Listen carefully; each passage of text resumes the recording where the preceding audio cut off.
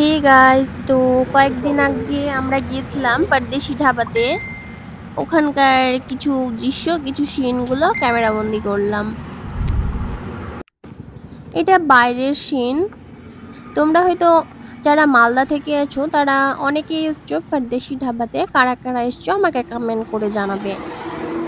তো এবার আমরা ভিতরে ঢুকবো। ভিতরের সিনটা আমাকে তো অনেক ভালোই লাগছিল, তার জন্য আমি ভিডিও ক্লিপ তুলে নিলাম।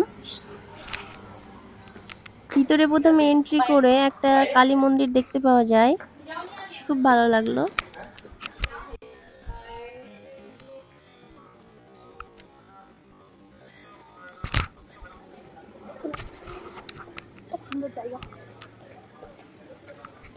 তারপর দেখো তোমাদের কেমন লাগলো, প্লিজ কমেন্টে জানাবে।